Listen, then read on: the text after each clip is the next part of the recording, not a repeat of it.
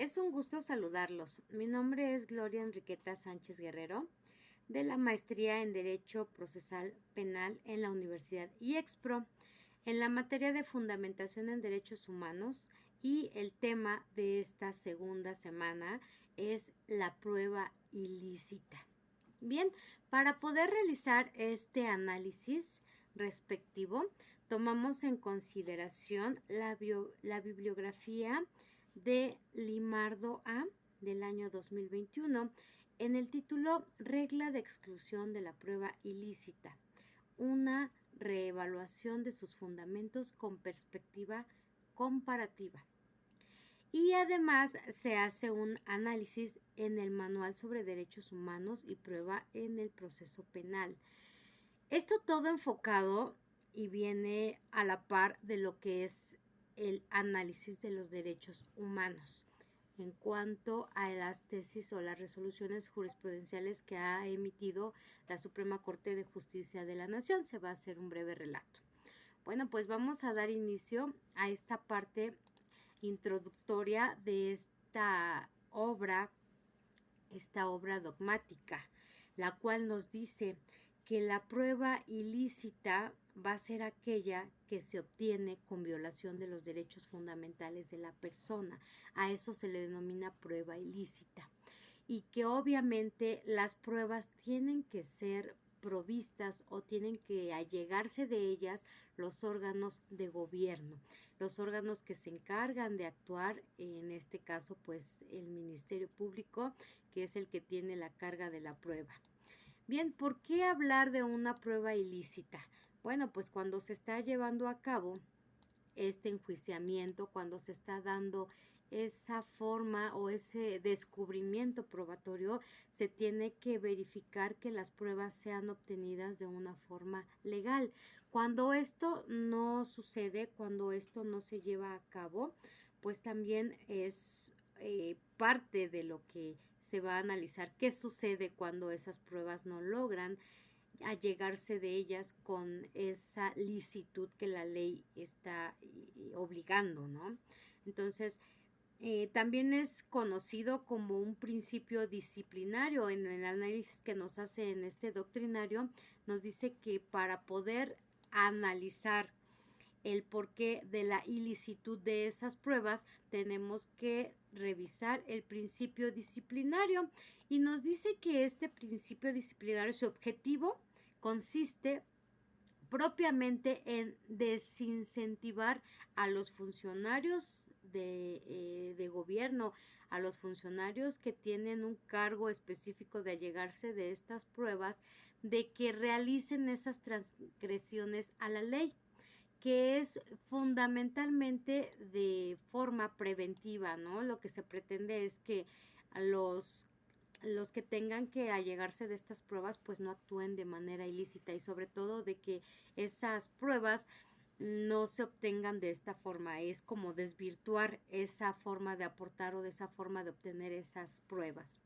Bien, pues nos dice que precisamente para poder darle una fundamentación a esa ilicitud de las pruebas, se tienen que excluir, ¿no? del fundamento probatorio. Esas pruebas que se allegaron de forma ilícita se tienen que excluir de las pruebas, puesto que no se puede dar esa licitud cuando se obtuvieron de manera ilícita.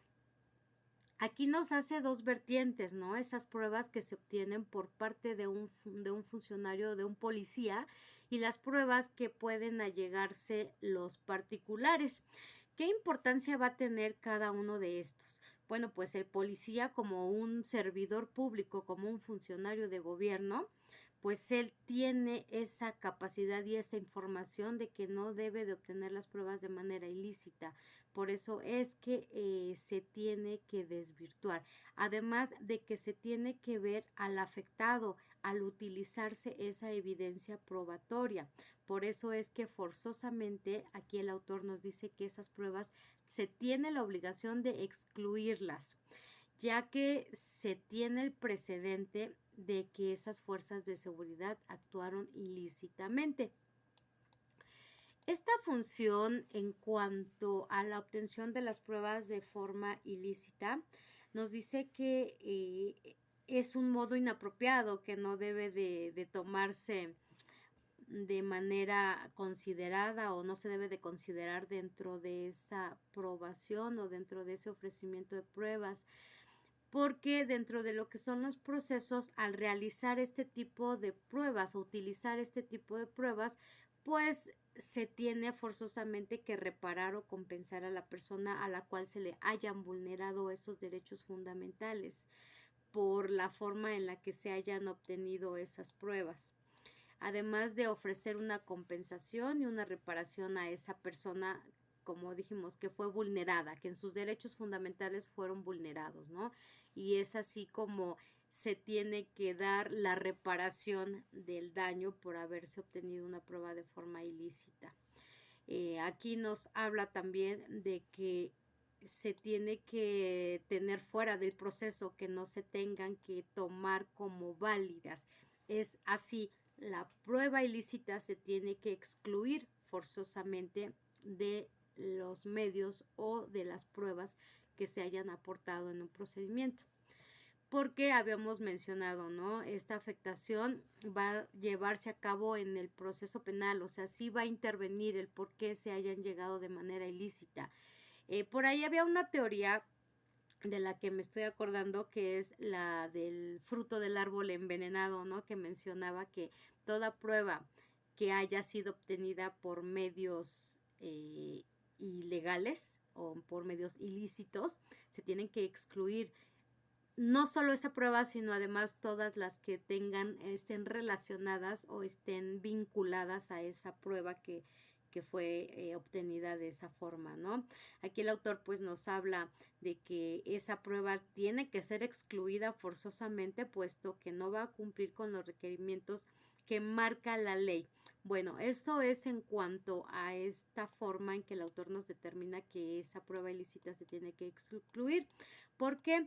Porque decimos que en la ley nos está diciendo que para que se pueda cubrir o se pueda cumplir con esa protección de los derechos humanos de las personas que están siendo enjuiciadas o que están sujetas a un procedimiento penal, se tiene que cumplir con esa defensa técnica, esa defensa jurídica, y que en el caso de las personas que hagan, por ejemplo, una declaración sin que su abogado se encuentre presente, pues ya están siendo vulnerados de sus derechos.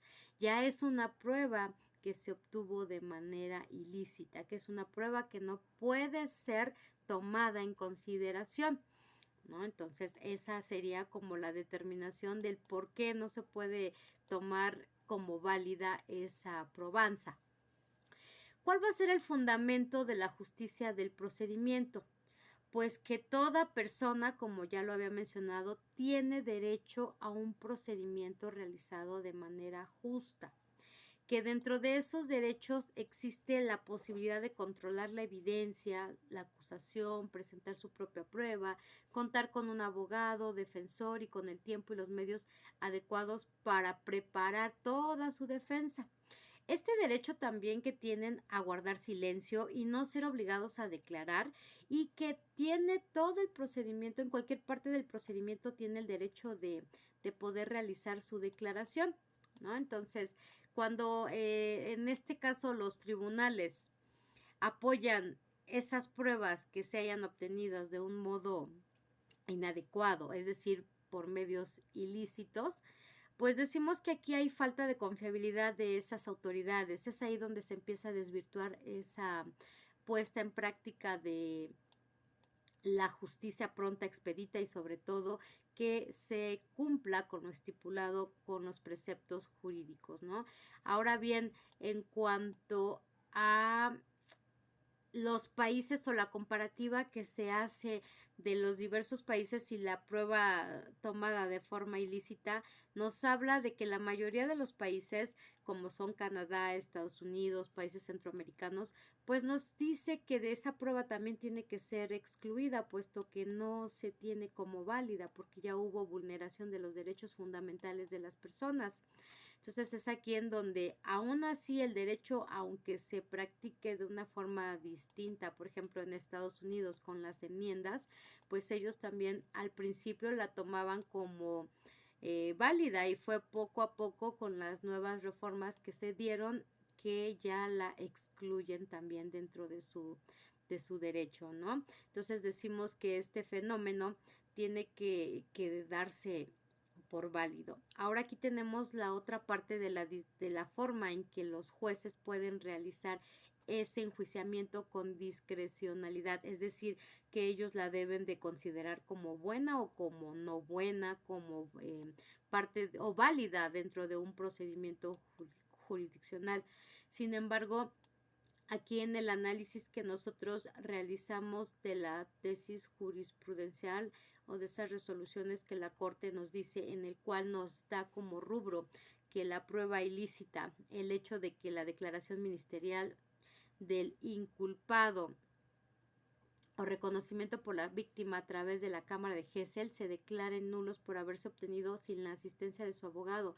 No implica que las pruebas desahogadas en el proceso, independientes y sin ninguna conexión causal con aquellas diligencias, deban excluirse del análisis correspondiente por considerar que derivan de la violación del principio de su exclusión. Así dice literal, textual, el rubro. Bien, pues ese análisis nosotros lo podemos ver en el momento en que la persona no está siendo acompañada por su abogado defensor y tiene que realizar la declaración. Ahí es donde vemos la ilicitud de la prueba. Nos dice que puede ser considerada como nula. Sin embargo, posteriormente en el análisis o en el desarrollo del cuerpo de esta resolución de la Corte, pues vemos que en la convalidación o cuando realizan la ampliación de su confesión, ahí es de su declaración, perdón, ahí es en donde ya dicen y pues reafirman lo que ya habían declarado. Aquí lo que se anula fue la declaración realizada sin su abogado defensor, pero posteriormente ya cuando hacen esa ampliación de la declaración, ahí ya la reafirman, la confirman. Entonces esa es la parte en la que ya no pueden anularla o ya no la pueden excluir de los medios probatorios, puesto que ya está convalidada, ¿no? Ya se está realizando con las cuestiones que la ley está solicitando. Este es mi análisis y esa es mi conclusión, que sí, efectivamente, la primera declaración o la primera confesión que se lleva a cabo por parte de los imputados, pues sí se tuvo que haber excluido por haber sido obtenido de manera ilícita, pero en la ampliación de la declaración se reafirma. Esa es una postura correcta a mi parecer. Agradezco su atención.